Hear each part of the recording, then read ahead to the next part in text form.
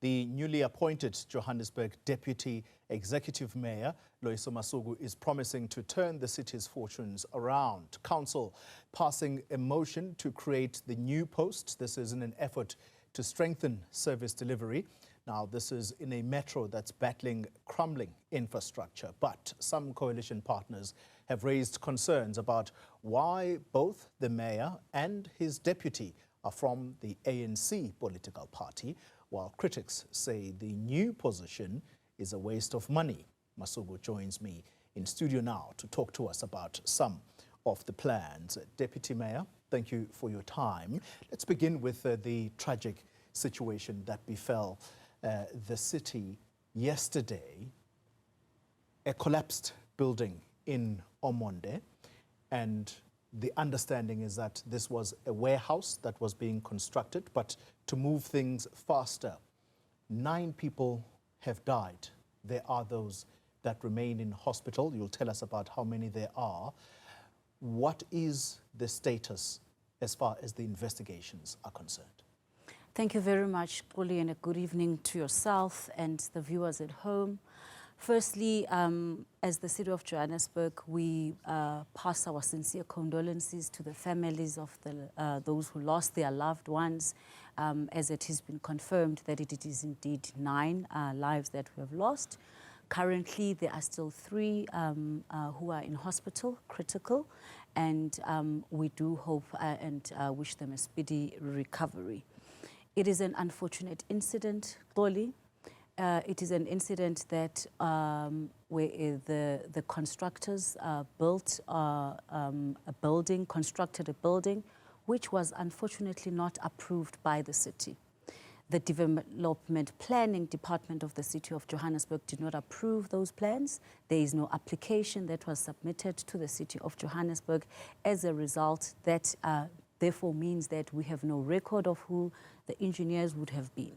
What also is unfortunate is that when the officials tried yesterday to start communicating, because they were able to check and find out that who owns the specific property, then what is unfortunate is that the person then decides to not avail himself or herself, because we don't know whether it's a he or a her, and we are calling on that company, New Order INV, to please come forward. That's the name of the company that owns the building? Yes. Just say that name again. New Order INV. We are calling on them because lives have been lost, and we want to work together and investigate. We are not going to immediately apportion blame. The police will do their work, the investigators will do their work, but we want at least some compassion so that we don't have to, because of the POPIA Act, we may not be able to extract certain information in the immediate, but the law enforcement, we hope they will assist us. All right, you now know the name of the company. Let's talk the responsibilities from the city's point of view. No company owner will just wake up and go and build. They know they've got to follow the rules. They must have spoken to someone within the city, the development planning, at least department. Do you not have inspectors in the city of Johannesburg to monitor these kinds of things? According to our records, they did not apply. That is the factual records we have internally. Even now, we are from a meeting with the city manager, with the MMC for development planning, including the inspectors of the area. The area is called Region F in the city. It has got 15 inspectors. We also had an engagement with them, very positive engagement, where they confirmed that they had not actually even completed the inspection of that particular area. Yeah. So indeed, from our side, we can confirm that there is no approval, there is no application, and as a result of that, that is why you then have these such unfortunate incidents. If the owner doesn't come forward, I want to wrap on this topic very quickly. If the owner does not come forward, what are the city's next steps? Already how it works immediately when the emergency management services have completed their work, the rescue teams, they hand over the site to SAPS. So when we completed and left today, the site was handed over to the South African Police Service, and we obviously then have to allow them to take their particular process. Then from our side, we then have a responsibility, number one, to make sure that we support the families with social development, but equally, once the investigation is complete, we then have to move in terms of the regulations, in terms of what becomes the fines and what becomes the demolition process of the buildings and those kind of processes internally. Deputy Mayor, I'd like now to move to a different topic, and that is that of your appointment into this position. This is a newly created position of Deputy Mayor. You are not just a Deputy Mayor in a ceremonial fashion. You are the Executive Deputy Mayor. Why was this position necessary? The position is necessary, Xoli, because it is going to assist the Executive Mayor to strengthen oversight. It is going to assist the Executive Mayor in the implementation of the integrated development plan of the city as it relates to the work of ensuring that our plans are translated into action in provision of services to the communities of Johannesburg. The position is important, Xoli, to assist the Executive Mayor to be a link between the City Council as well as the executive, because you know, in line with the separation of powers in the municipalities, you have the council and then you have the executive authority, which are the members of the mayoral committee. So that link is critical. Also, the position is important because local government works with different spheres of government. You will have the provincial government, you will have the national government, what we refer to as the intergovernmental relations. So it becomes a critical role to assist in ensuring that interface with those different spheres of government is also prioritized. And also the governance oversight in totality in terms of the work and the policy implementation of council. The position, Xoli, is not created. I think it's important for me to clarify. The position exists in line with the Municipal Structures Act, and then the MEC of COCTA in the respective province would then permit municipalities. In Tshwane, we've got a deputy executive mayor. In the city of Cape Town, in Thekwini, there are deputy executive mayors. The city of Johannesburg delayed the implementation because the permission was granted in 2024 by the MEC. There are major concerns. Yes, the position is provided for legislatively, but the city of Johannesburg does not have money, and this is why perhaps it even received a special mention from the Minister of Finance when he was tabling his budget in Parliament. All I'm trying to assist in trying to get information as to why this was so necessary at a time of financial constraints is, one, is it true that 10 million rand will now have to be spent in order to make sure that you have an office space that exists? But second of all, that your salary changes from that of MMC of finance. You now go a notch up in your salary. Are those assumptions correct? It is not true, Xoli. There is no 10 million that is going to be spent. In fact, in line with the establishment of the position, the Deputy Executive Mayor continues to be the MMC for finance in the city of Johannesburg. So the office establishment that the MMC of finance occupied will continue. The staff complement will remain the same as the MMC. The Deputy Executive Mayor's role continues with all the packages in line with the upper limits as determined by the Minister of COCTA. So there is no 10 million figure that is factually incorrect. That is going to be spent by the city of Johannesburg in terms of any remuneration. Let's talk about your salary. Does it change? The salary gap, the difference between the deputy executive mayor and the MMC for finance on an annual package, the increase is not more than 3%. You're playing with words there, and I'll tell you why. There is an article by News 24 that was published, and it talks to us about the council that was requested to vote on a report that recommended the upper limits of the salaries of councillors. That includes allowances and benefits. And I want to go straight to your salary.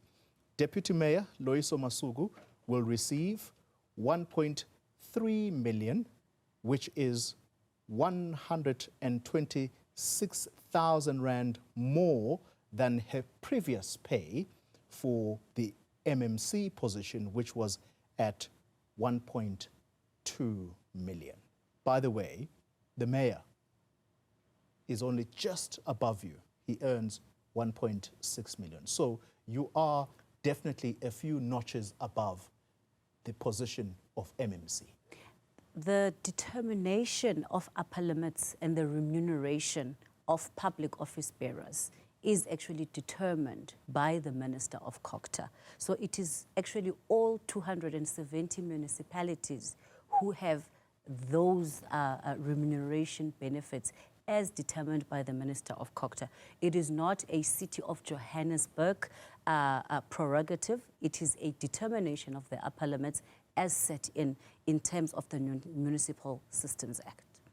But as a political figure, and I say this because you're now a very influential person within the ANC in the region of Johannesburg. You're the chairperson. You were only elected in December. The reason I'm raising this is that there would have been gumption from you sitting in council during this vote where you could have stood up and said, no, we don't support these increases purely because of the service delivery challenges that exist in the city of Johannesburg. But instead, what are we hearing? That you were the one who actually stood up and cheered yes when the vote went through in passing this remuneration, these remuneration changes. Why is that? Do you care about the residents of Johannesburg and what they are going through? We care about the residents of Johannesburg and what they are going through, Xoli. In fact, as the ANC government, our priority is to ensure that we build infrastructure. Our priority is to make sure that we invest in infrastructure to ensure that we deal with the service delivery backlogs. That is why we're working hard in terms of ensuring that we're able to raise loans, we're able to work with National Treasury to deal with our finances in ensuring that we've got a proper balance sheet that will enable us to work. Already you can see there's improvement in terms of the work we're doing with our reservoirs, in terms of the Brixton Reservoir that has been commissioned, so that we deal with the pressures in terms of the water infrastructure. We accept that there are challenges in terms of our finances. However, we are working collectively with different institutions to resolve those. And we do care. The ANC government does care, and that is why we go out to communities to communicate with them and explain where there are challenges and when we are unable to resolve immediate challenges. Did the ANC caucus in the council support the remuneration report and what it was suggesting, that there be a bump in your salaries? The ANC caucus, together with different political parties in the coalition, in the municipality, agreed to support the report that was presented to us by the Speaker of Council. And is it true that it's only the EFF that said, no, we do not support? I'm not the spokesperson of the EFF. I think that is a conversation we'll have to have with them in terms of how they participated in the council meeting. The challenges of water, Deputy Mayor, we're ending the conversation now, but this is something that has come up as a major issue in Johannesburg. How do you balance that against what we have just spoken about, that in a time of crisis, here you are as as councillors in the city, celebrating the increase in your salaries, while the people do not have water? The challenges of water already, you would have seen, Xoli, the work that has been done by the interministerial team, where all three spheres of government are working together. The city of Joburg, we passed in May last year a turnaround plan, which requires us over the 10-year period to work on pipe replacement. We've got a pipe replacement program because we accept that we need to maintain our infrastructure. We're building reservoirs. I mentioned the commissioning of Brixton. You would have seen the oversight visit done by the Deputy President and ministers and the Executive Mayor to the Midrand reservoir. And those are the plans to make sure that we have enough, because, you know, Joburg is growing. And as Joburg grows, we have to then concurrently plan for the growth and the development in the city.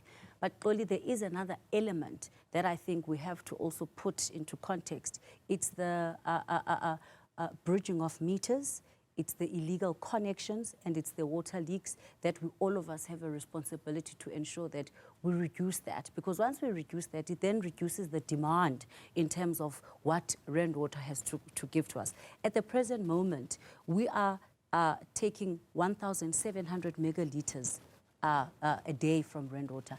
But our norm is actually supposed to be 1,500. And that is precisely because of the backyard dwellings, the additional people who build, which is linked to our earlier conversation, where you don't have permission. So the pressure on the infrastructure becomes a problem. And we are working collectively with National Treasury. We have to raise 32.5 billion over a 10-year period, and we're going to do it collectively because our intentions are to make sure that we provide services to the people of Johannesburg. Very quickly, it surely, though, does not sit well as one of the senior executives in the council for you to hear from the finance minister saying, we are going to have to go and intervene in Johannesburg. Clearly, the city's finances are not in good shape. We had an engagement with the minister, two engagements actually. The first one was with the Deputy Minister of Finance last year, and then we also met with the minister where we were transparent and honest about the challenges that need to be dealt with. And we agreed collectively that we must work together as the different spheres of government to stabilize the city, to deal with our expenditure issues, and make sure that we increase revenue collection. So we are the ones who actually also engaged in those meetings openly because we want to serve Johannesburg. Thank you very much for your time. Looking forward to further engagements, especially on the back of what the finance minister will probably come back and say to you in your engagements intergovernmentally. My understanding is that he's jetting off outside the country to try and raise funds for this country. Thank you for the time, Xoli. Thank you. Thank you very much indeed.